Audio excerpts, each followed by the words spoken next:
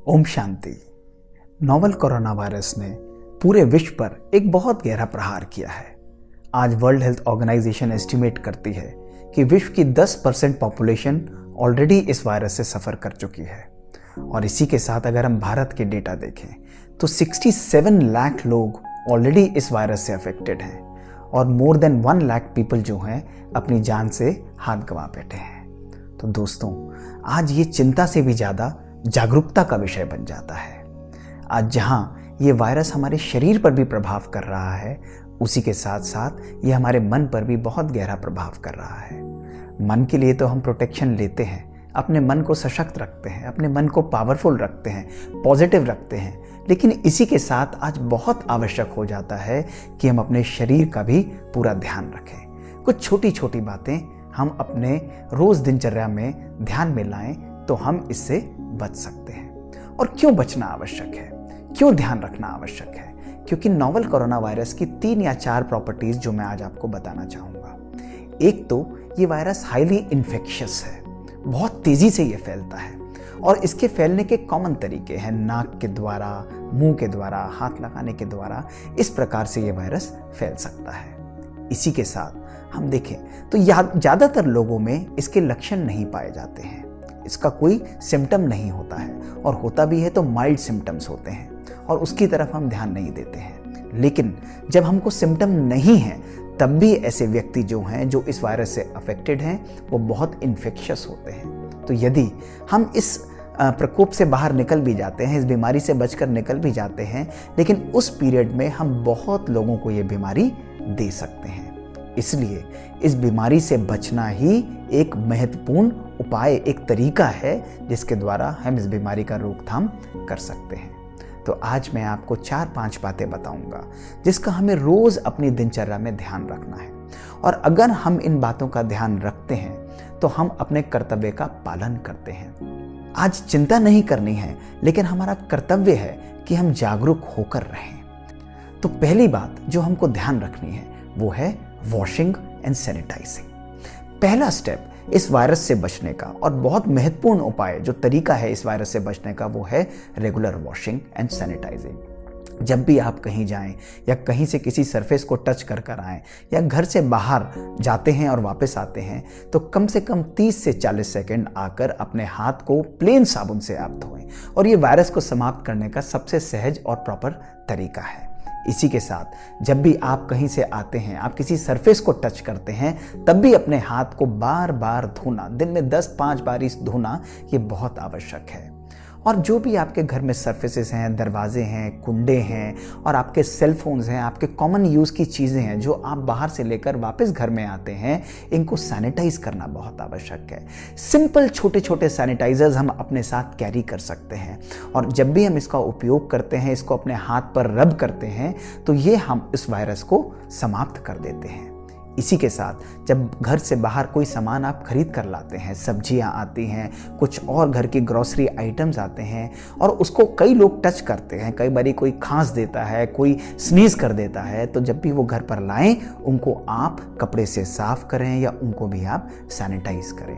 ये छोटी छोटी चीज़ों का जब हम ध्यान रखेंगे तो वायरस को फैलने से हम लोग रोक सकते हैं और हमारा भी इसमें प्रोटेक्शन रहेगा। इसी के साथ दूसरा जो बहुत इंपॉर्टेंट स्टेप है वो है टचिंग। कई बारी जब हम लोग कहीं जाते हैं तो हमारी आदत होती है कि हर चीज़ को छू देना। कोई और बाहर चीज़ है, कपड़ा है या कहीं और कोई टेबल है, कोई दरवाजे हैं, कहीं हमको छूना पड़ता है। और जब भी हम उसको छूते हैं तो पॉसिबिलिटी हो सकती है कि कहीं ना कहीं वायरस जो है वो हमको इन्फेक्ट कर सकता है अगर उसके ऊपर वो होगा। तो इसलिए आवश्यक है कि कम से कम हमको किसी भी सरफेसेस को, मटेरियल को छूने की प्रक्रिया करनी है। और जब हम आपस में मिलते हैं तो पहले हम लोग हैंडशेक करते थे या कई बार हम एक दूसरे को हग भी कर लेते थे, गले भी मिल लेते थे। इसको भी हमको अवॉइड करना है। इस वायरस से बचने का एक बहुत इंपॉर्टेंट तरीका है कि प्लेन हम किसी को भी ग्रीट करें तो मुख के द्वारा करें या नमस्कार के द्वारा करें। तो पहला स्टेप हुआ वॉशिंग एंड सैनिटाइजिंग और दूसरा स्टेप हुआ टचिंग और तीसरा है वियरिंग एंड रिमूविंग। आज बहुत सिंपल स्टेप अगर हमको वायरस से बचना है तो वो है या तो हम लोग होममेड मास्क, ये सिंपल होममेड मास्क अगर हम लोग पहनते हैं तो हम इस वायरस को फैलने से रोक सकते हैं। कैसे? क्योंकि जब भी हम इस मास्क को पहनते हैं, अपने इंटरेक्शंस में जाते हैं, घर से बाहर निकलते हैं और अगर हम खांसते हैं तो घर का बना हुआ मास्क जब हम पहनते हैं तो इसके द्वारा ये जो पार्टिकल्स हैं ये एयर में जाने से रुक जाते हैं या इनका जो परसेंटेज ऑफ स्प्रेड है वो सिग्निफिकेंटली कम हो जाता है।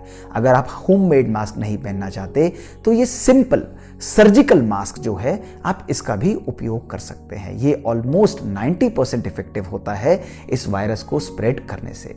इसके 2 रूल्स हैं कि जो व्यक्ति पहन रहा है उसका भी बचाव होता है और यदि कोई दूसरा व्यक्ति ट्रांसफर करने की कोशिश करता है या खांसता है तो भी ये इसका बचाव करता है। इसलिए मास्क वियरिंग बहुत आवश्यक है। लेकिन 2 बातें मैं आपको मास्क के बारे में बताना चाहूंगा जो हम कॉमनली देखते हैं। कई लोग देखते हैं कि वो मास्क को पहनेंगे तो मास्क को वो लोग आधा पहन लेंगे या कई बारी मास्क को वो नीचे पहन लेंगे। ऐसे मास्क पहनने का कोई भी फायदा नहीं होता है। हमको ये समझना बहुत आवश्यक है कि ये जो वायरस है ये या तो नाक के द्वारा ज्यादातर या मुख के द्वारा मैक्सिमम स्प्रेड करता है। इसलिए ये हमको ध्यान रखना है कि जब भी हम मास्क को पहने तो हमारा नाक और मुंह पूरा प्रॉपर कवर होना चाहिए। और एक और बात, मैं कई बार देखता हूं कि लोग जा रहे हैं, मास्क को ऐसे उन्होंने पहना लेकिन थोड़ी देर बाद वो मास्क को आगे से हाथ टच करेंगे, कभी इधर से टच करेंगे और यही नहीं, एक स्वच्छ मास्क को पहनने के बाद अपने हाथ को कहीं टच करके मास्क पर लगा लेंगे। ये एक बहुत ही डिजास्टर्स स्टेप है, एक डिजास्टर्स एक्टिविटी है। क्यों? क्योंकि यदि इस मास्क पर कोई वायरस है या कोई इन्फेक्शन है तो बार बार आप उसको आगे से टच करते हैं। मैं देखता हूं कोई उसको नीचे करेगा, कोई ऊपर करेगा। ऐसे करने से ये वायरस आपके हाथ पर आता है और फिर स्प्रेड कर सकता है। तो जब भी आप मास्क को पहने तो उसको प्रॉपर तरीके से पहनकर उसको बार बार टच नहीं करें। कोई एडजस्टमेंट भी करना है तो केवल साइड स्ट्रैंड से यानी साइड स्ट्रैप से ही आप इसका एडजस्टमेंट करें। तीसरी बात जो मैं आपको मास्क के बारे में बताना चाहूँगा, मैंने देखा कि कई बारी लोग मास्क पहनते हैं लेकिन उनको उतारना है तो वो आगे से पकड़कर उतार देते हैं या इधर से खींच लेते हैं। ये ठीक नहीं है। मास्क को उतारने का सिंपल तरीका है कि आप साइड वाले स्ट्रैप को लेकर कान से नीचे निकाल दें और इसी को भी लेकर ऐसे निकाल के मास्क को ऐसे किसी भी कपड़े में, किसी भी बैग के अंदर डालकर उसको रैप करके आप डिस्पोज कर सकते हैं।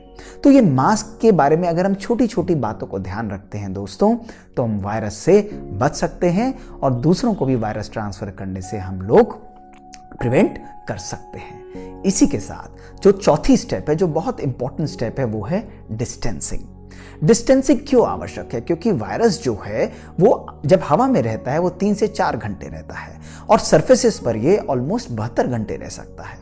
तो इसलिए जब भी हम किसी से इंटरेक्ट करें तो इंटरेक्ट करते हुए कम से कम 2 गज या 3 गज की दूरी हमारी होनी चाहिए। 2 या 3 गज की दूरी जब हम मेंटेन करते हैं तो वायरस का एक व्यक्ति से दूसरे व्यक्ति की तरफ ट्रांसमिशन कम हो जाता है या बहुत नॉमिनल हो जाता है। तभी गवर्नमेंट बार बार प्रमोट करती है कि बड़ी गैदरिंग्स को अवॉइड करें, दोस्तों से मिलना अवॉइड करें, बड़े बड़े फैमिली गैदरिंग्स को अवॉइड करें। कई बार हम सोचते हैं कि ये तो अपना परिवार है, ये तो हम सब एक ही हैं, लेकिन नहीं, क्योंकि एसिम्प्टोमेटिक कैरियर ये वायरस जो है बहुत लोगों में पाया जा रहा है। इसलिए बहुत आवश्यक हो जाता है कि हम लोग अननेसेसरी साथ में क्लोज बैठकर लंबी लंबी बातें या ऐसे कोई इंटरेक्शंस को हम लोग मिनिमल रखें। डिस्टेंसिंग रखना बहुत बहुत आवश्यक है दोस्तों। इसी के साथ जो 5वीं बात आती है वो है ईटिंग और खाने के बारे में आज बहुत सारी बातें कही जा रही हैं। हम देखते हैं कि आजकल इम्यूनिटी फूड, शायद इम्यूनिटी फूड्स के बारे में इतनी कभी बात नहीं होगी। काढ़े हैं अलग अलग प्रकार के, पानी के अंदर नींबू और हल्दी का मिश्रण है, इसी प्रकार हल्दी के साथ दूध और गिलोय और कितने कॉम्बिनेशंस हमारे पास आ रहे हैं। साइंटिफिक रूप से यदि हम देखें तो इसकी कोई बहुत बड़ी स्टडीज नहीं है, लेकिन ये डेफिनेटली आपको फायदा दे सकते हैं और नुकसान तो डेफिनेटली नहीं करेंगे। तो आप किसी भी प्रकार का काढ़ा, गर्म पदार्थ आप लेना चाहें आप ले सकते हैं।